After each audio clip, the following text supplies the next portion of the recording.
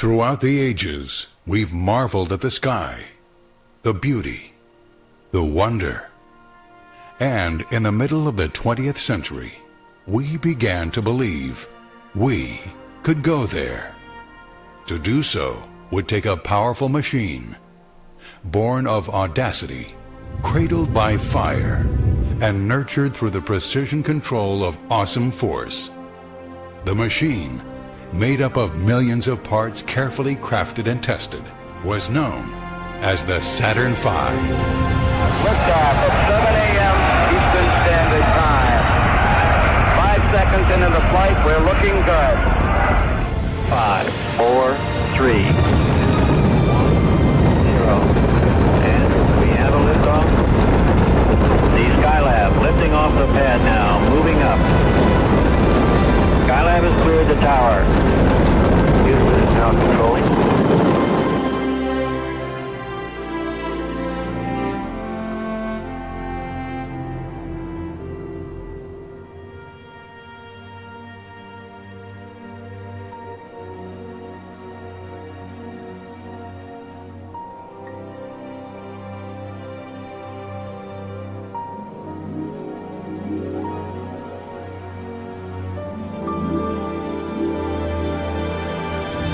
All engines running. Launch commit. Hold up. Roger, clock. That's okay, Flight. All engines. Roger. Clock starts, Flight. Roger, clock.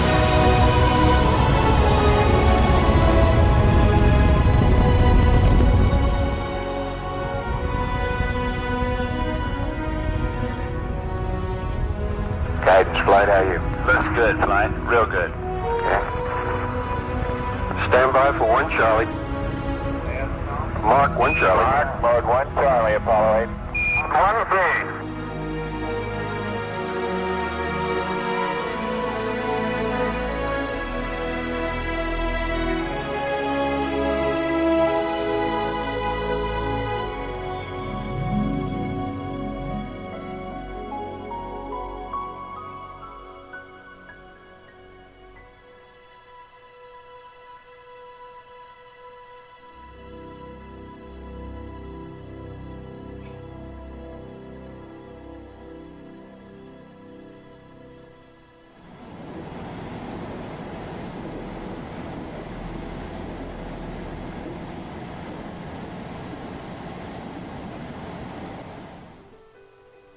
It is the late 1950s, and the superpower nations of the United States and the Soviet Union are engaged in a race not only for the boundaries of earthly nations, but for the new frontier of outer space. Surprised by remarkable Soviet firsts, the United States finds itself in the uncomfortable position of second place, a position especially troubling for a young president trying to project a vision of a bold new frontier. The new President Kennedy, observing how the quest for space has captured the imagination of the country, searches for a goal, something impressive, but far enough in the future to give the United States a chance to win. Before long, a trip to the moon seems to fit perfectly, technologically difficult to achieve, and remote enough in the future to level the playing field. When Kennedy told us America was going to the moon, just one American astronaut had been in space for less than 15 minutes, and the young science of rocketry was proving to be a difficult challenge. Many people don't realize that the development of rockets is much more difficult than the development of airplanes, because with a rocket you have to generate enough thrust to take off, and that means your thrust has to be greater than your total weight of your system, which is not the case for an airplane. Germany during World War II had proven to the world it could be done. And at the end of the war, both the United States and the Soviet Union sought out German rocket engineers to improve their own programs. And von Braun had his 120 so Germans, but he also had a large number of Americans who joined that team and began to work with him. And it was like, it was like the teacher and the students at the beginning. And our guys learned fast, and they were excited about building these powerful machines that would explore space. Armed with a bold vision of placing a man on the moon, and a deadline stretching less than a decade ahead, and with the help of an experienced team of rocket engineers who had always dreamed of the challenge, the United States asked the first questions about how to get to the moon. What kind of vehicle would be needed, and how would it make the journey? The question was not an easy one. With the technology at hand, 3 primary modes were proposed. Direct ascent was the brute force method. A very large booster would launch a spacecraft directly to the moon. Because the entire craft would land on the moon, taking to the surface all the propellant needed for the voyage back to Earth, it was very heavy.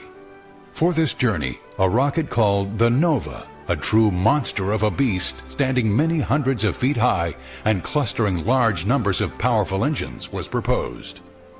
Earth Orbit Rendezvous broke the mission into pieces. Several smaller launch vehicles would launch parts of the spacecraft into Earth orbit, where it would be assembled for the trip to the moon. Overall, the force needed for the mission would be spread over several smaller launch vehicles called Saturns. And a method called Lunar Orbit Rendezvous, the mode finally employed, was in the beginning considered too dangerous. The method had the advantage of offering a manageable spacecraft weight on a one-vehicle mission. In Lunar Orbit Rendezvous, a rocket boosts a complex of 2 spacecraft simultaneously onto a lunar trajectory. The craft are designed for specific roles and are linked during the voyage. Once there, the lunar module travels to the surface, leaving the heavy propellant and re-entry protection for the return to Earth in lunar orbit. After landing, it launches a very light return stage back to the command ship for the return home. Once the mode was established, the configuration of the needed rocket could be set. It was called the Saturn C5. Eventually, it would become the most powerful, successful launch vehicle ever created, and would be known to the world as the Saturn V.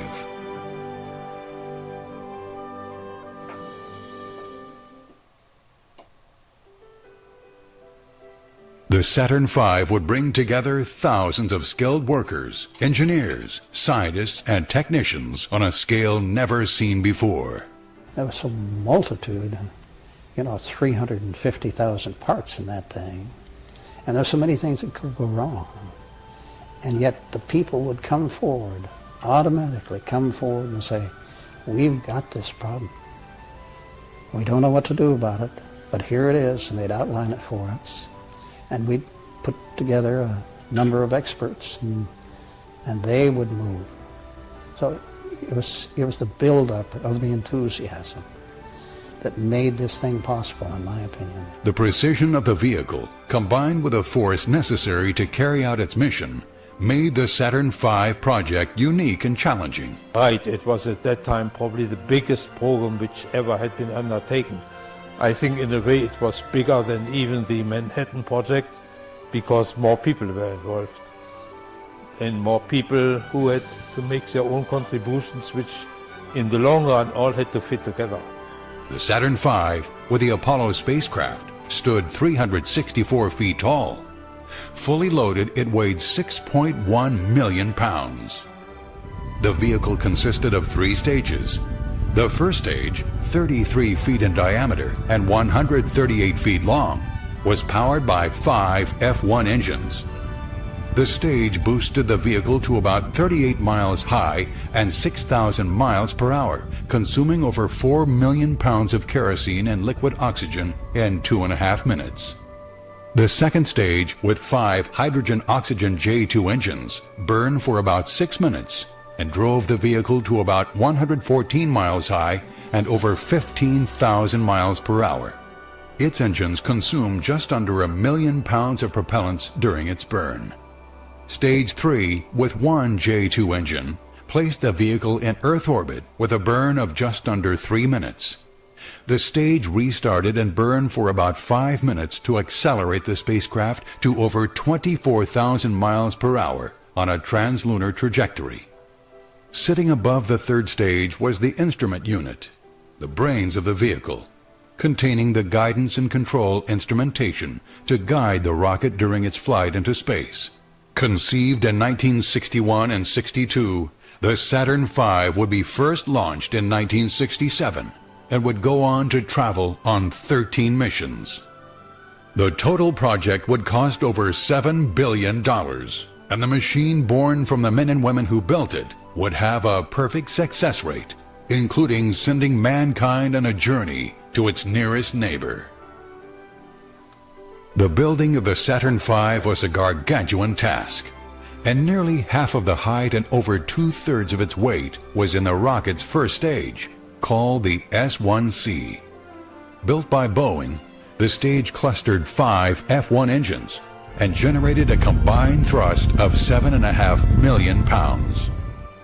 The F-1 engine was actually born before NASA, tracing its roots to an Air Force study for a very large engine back in 1955. The power plant was characterized as a conventional design, but the size was much larger than anything created before. Design challenges for the F-1 came directly as a result of size. Simply scaling up smaller engines did not directly work. One major challenge was the design of an adequate turbopump to feed the propellants to the thrust chamber. Each F-1 engine consumed 3 metric tons of fuel and oxidizer per second, and powerful compact pumps were required to deliver the liquids. New materials and welding techniques eventually solved the turbopump problems.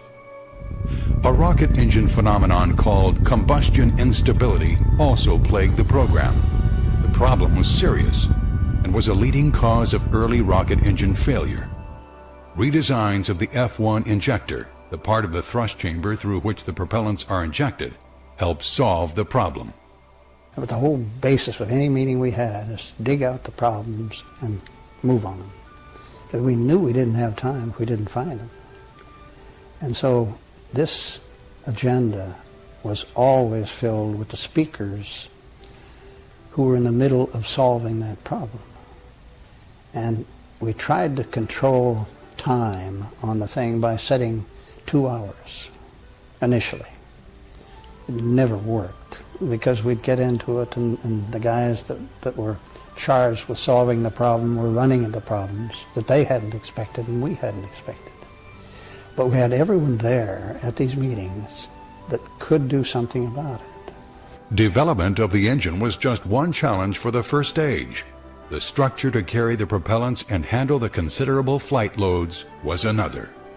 While the structural design of the first stage was conventional, the 10-meter diameter was not. The difficulties faced in the welding of such a stage were formidable. The first stage consisted of 5 primary parts. The thrust structure was the heaviest component, mounting the engines and transferring the flight loads to the rest of the vehicle.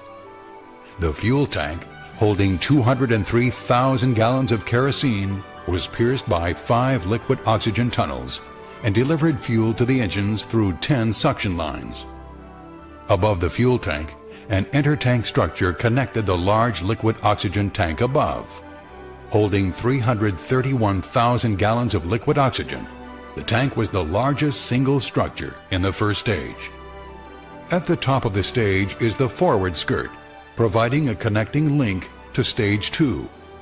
Fabrication challenges on the first stage focused on new welding techniques. Never before had such quality welds over such long runs been attainable. And with a man-rated booster, the welds had to be perfect. Eventually, techniques to solve welding distortion problems were developed.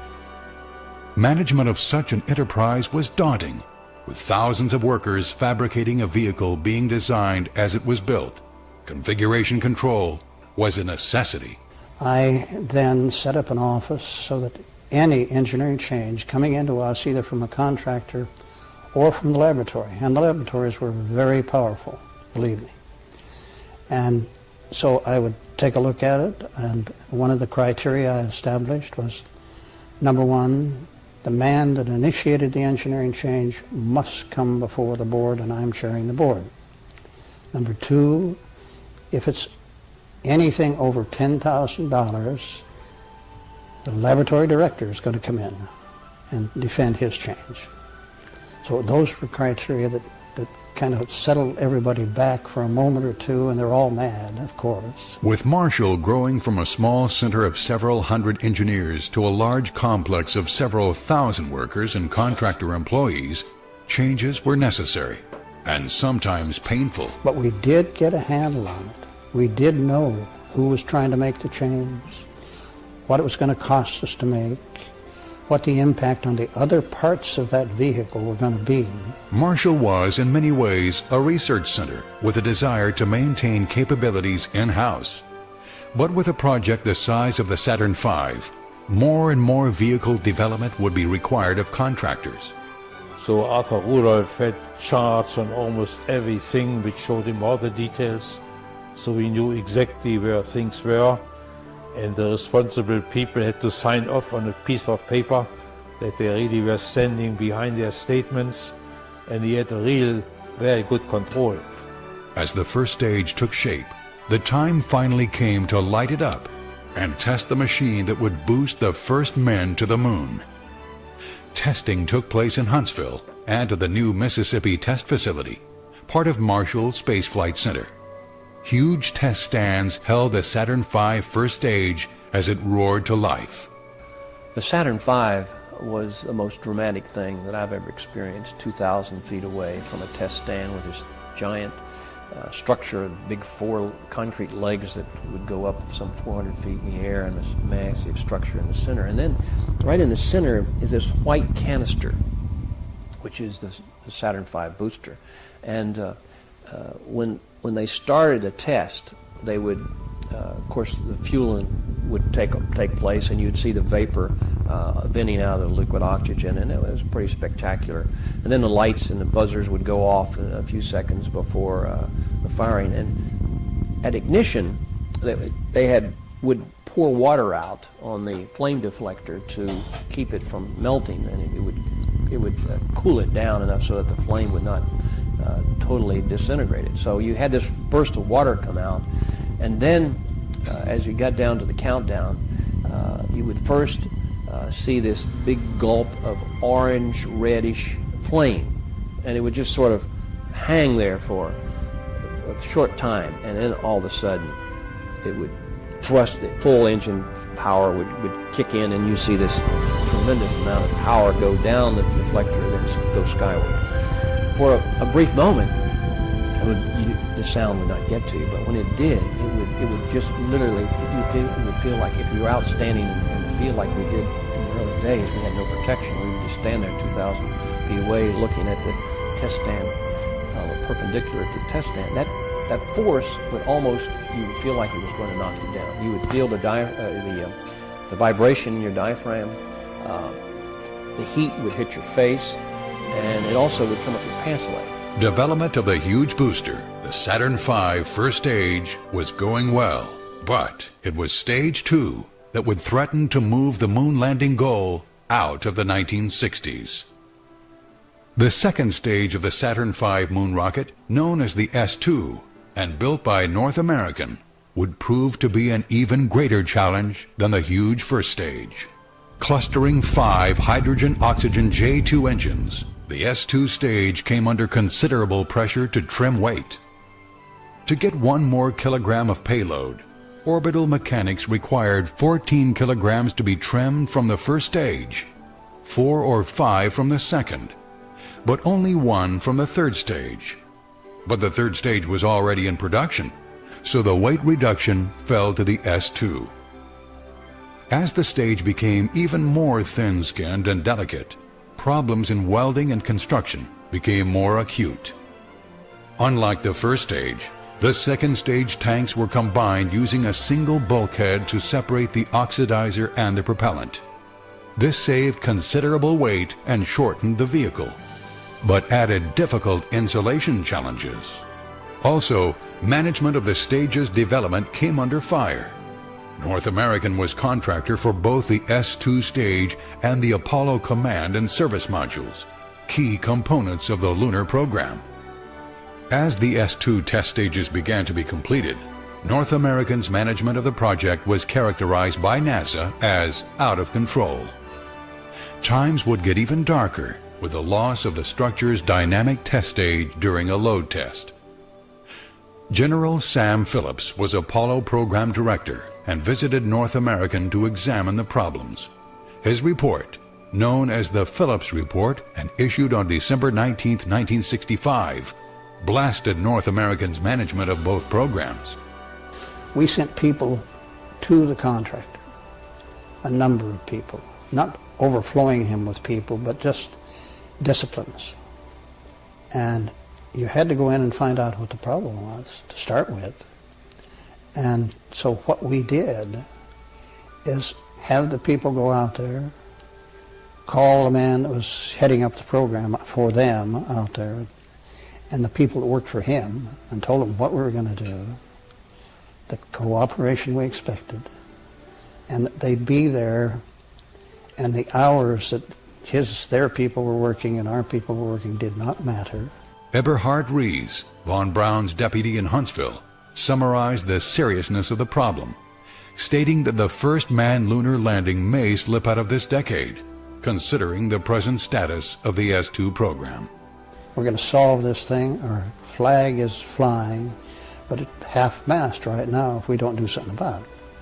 And so immediately we would hop on the contractor, and we'd have from the laboratory the expert or the experts that were necessary to go out and help solve that problem with the contractor. And there was no way that the contractor could say, well, I can't get any help, or vice versa. And we don't want any arguments about its impingement back into the contract. We don't have time to argue about that.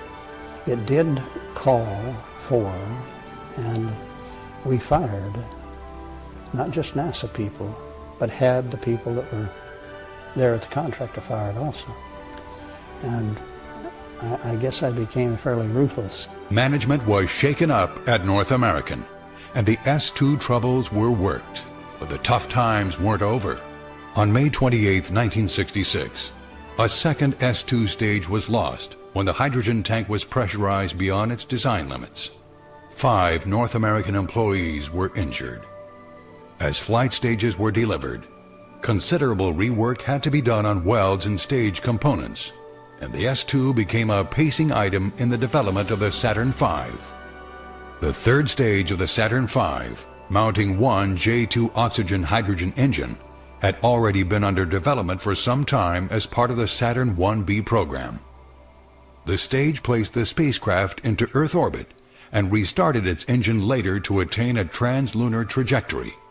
In this role, the stage required a sophisticated control system and a propellant management system, all of which were developed and tested on S-4B stages flown on the early Saturn vehicles.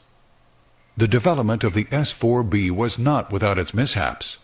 On the 20th of January 1967, a flight stage exploded during testing due to a ruptured helium tank.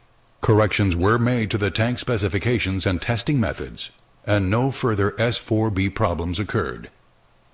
Above the third stage rode the Saturn V instrument unit, the brains of the vehicle.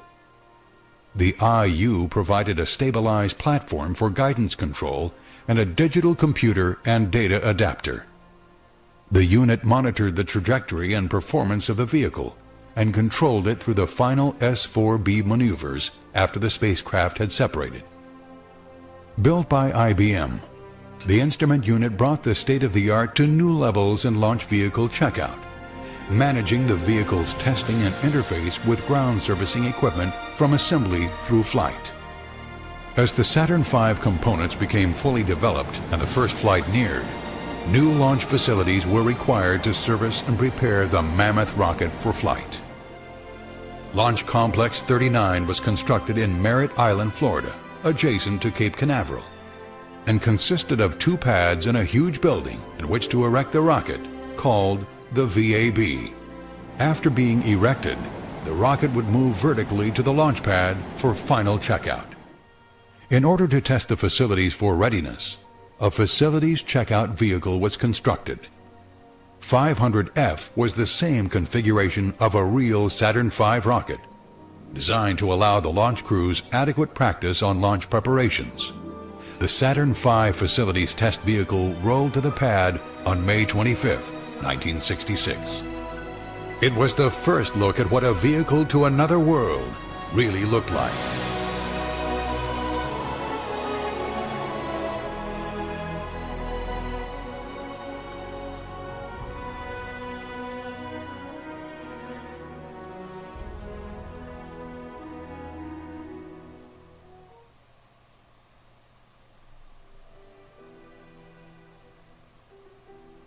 On August 26, 1967, the first flight-ready Saturn V vehicle was rolled to the pad. SA-501, designated as Apollo 4, would be a launch vehicle test carrying an Apollo spacecraft. The rocket would also carry a simulated lunar module. The Huntsville rocket team used an incremental approach to flight testing, first testing lower stages and building upon each stage on successive flights. In this way, the dynamics of each could be well understood. For the Saturn V, an all-up flight testing method would be employed, with all stages live from the very first mission. In the first place, you were dealing with power that you'd never seen before. You were dealing with stresses that you'd never seen before. And you'd tested and tested and tested to try to get the misunderstanding, if you will, out of there. Time became a major decision maker for us. I don't know how one would have changed that approach. As with any new vehicle and new launch facilities, problems were encountered, but much was learned, and finally the launch of SA-501 was scheduled for November 9th, 1967. And it took 24 hours a day to do that kind of work. But it was such a pleasure because the people were so cooperative. Once they found out that this was going to work, once they found out that the costs at least were under control, the time was getting better and better, why, those things helped stop all of the problems and start the people looking and smiling. You could even see the smiles on the faces as the days went on. When Apollo 4 left the pad, the Saturn V first stage was generating 160 million horsepower, twice as much power as all the rivers and streams in the United States running through hydroelectric turbines at the same time. It was the size of a 36-story building and weighed more than a Navy destroyer. The estimated cost of the Apollo 4 mission was $135 million for the rocket and $45 million for the spacecraft. The mission was a complete success. I went down for the launch, and I was sitting next to Dr. Von Braun in the stands down there, you know, looking at the computers and everything else. And he said, "Jim, why don't we run outside here before the liftoff?" He said, I think you like it, and I know I'd like it. So we ran outside, and he said, "You're going to really enjoy this." And the first stage, of course, was lit off, and 7.5 million pounds of thrust were lit off at that time, and all the vibrations in the world were coming down on us. It felt like it was all coming down, in fact, the building. And it set up your heartbeat like you just never know. You've never felt anything like it before. You were in unison with the engines as they were going up. And so it was so perfect. We have ignition. All engines are running. We have liftoff. We have liftoff at 7 a.m. Eastern Standard Time. The tower has been cleared. The tower has been cleared. After the successful launch of Apollo 4, many who had doubts now believe man could get to the moon. Until doubts returned on Apollo 6. Gosh, we were pretty darn sure of ourselves that we had a working mechanism here. And so you'd never believe it, but on the second one, we had 2 engines on the second stage flunked out on us. And as it turned out, we had a thing called POGO. Launched on April 4th, 1968, trouble started right away. Pogo, a lengthwise oscillation of the vehicle, began during first stage flight, and the magnitude was alarming. The problem, coming 125 seconds into flight, lasted for less than 10 seconds. Then separation occurred normally, but after 4.5 minutes into the second stage burn, the number 2 engine began to fail. It lost thrust and shut down. Less than a second later, the number 3 engine shut off as well. Mark, 7 minutes 45 seconds. We have a preliminary report of a loss of 2 engines. This would be engines 2 and 3. However, our guidance is holding well and we're standing by. Having lost 40% of its thrust, the instrument unit steered the craft on a new trajectory. The third stage ignited properly and inserted the spacecraft into orbit. But the trouble wasn't over. The J-2 engine wouldn't restart.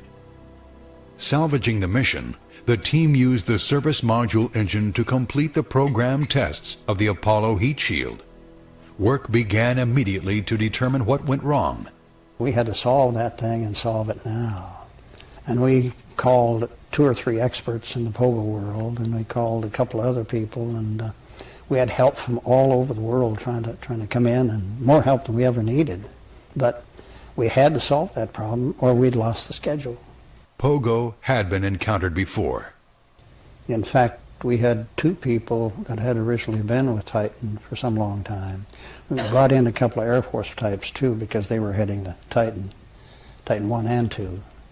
And it was a match that we were able to work from and then find out what the problem was because of the number of engines you had and the reverberation and everything else. So it was one of those things one never expected, but it was the biggest problem we ever had in the Saturn V.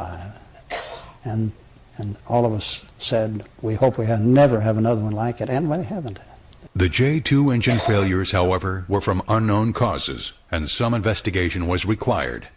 As it turns out, Engine 2 shut down due to a failed igniter line, which was a design failure discovered when the engine was subjected to vacuum chamber tests, the environment in which the engine performed. This cause was also traced to the failed third stage restart. The shutdown of S2 Engine 3 was more simple, human error.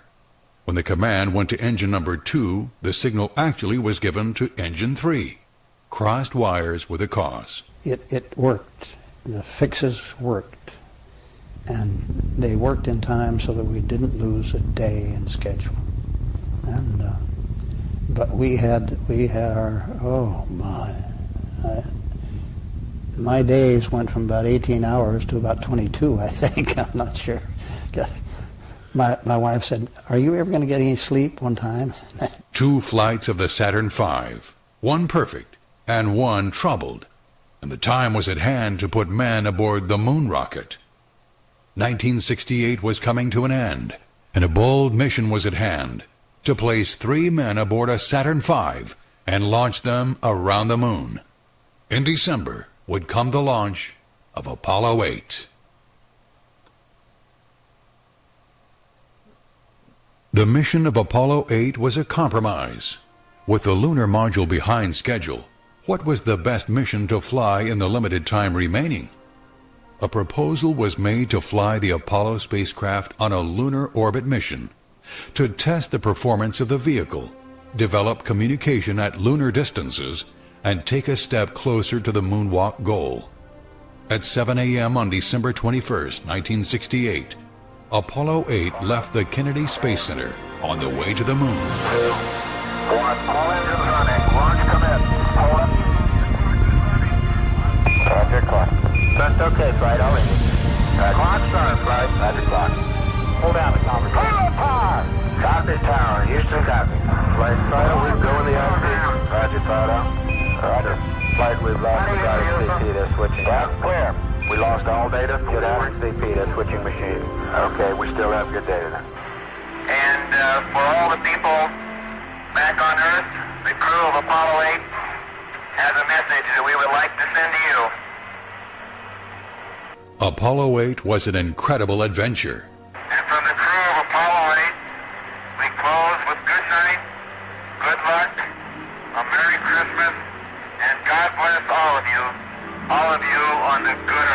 and while obscured by the later moon landing, was an incredible achievement in its own right. The next two missions would creep closer to the landing goal. Apollo 9, launched on March 3, 1969, tested the lunar module in Earth orbit, and Apollo 10, launched May 18, 1969, was a dress rehearsal for the lunar landing. Then, on July 16, 1969, SA-506 propelled Apollo 11 into history, and the lunar landing goal was attained before the decade was out.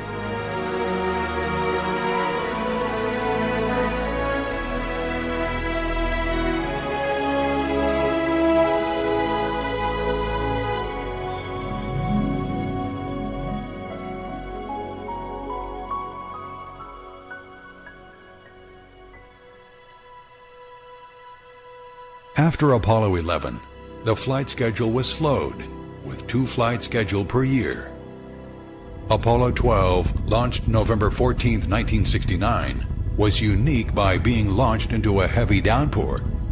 Shortly after launch, the vehicle was struck by lightning. Okay, we just lost the platform, gang. I don't know what happened here. We had everything in the world drop out.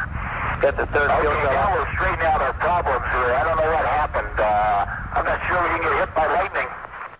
The spacecraft continued on its way, and the mission was a complete success. Apollo 13, launched in April of 1970, featured a shutdown on one Stage 2 engine, but the performance of the launch vehicle was otherwise normal. A failure of the Apollo spacecraft caused an aborted lunar mission and narrow return to Earth. Apollo 14, 15, 16, and 17 rounded out the lunar missions, with the Saturn V launch vehicle performing near perfectly. And the last Saturn V was used to launch the Skylab space station on May 14, 1973. 2 additional Saturn V launch vehicles had already been produced, but were not used, and are now on display as museum exhibits.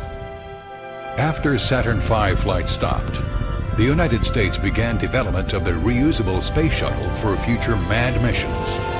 The era of the Saturn V was over. The legacy of the Saturn V is profound, not only for the attainment of the lunar goal, but for the conception and construction of a launch vehicle that is yet unmatched in power and success record. The Saturn V program was directed by the Marshall Space Flight Center in Huntsville, Alabama, under the direction of Wernher von Braun. Heading up the Saturn V program was Arthur Rudolph, who worked with von Braun in Germany as production manager of the V-2 program. The German V-2 program used slave labor, and in 1975, an ex-inmate of the Dora production facility wrote a book leading to an investigation of Rudolph in 1984. The result, the man who led the Saturn V program was stripped of United States citizenship and forced to leave the country forever.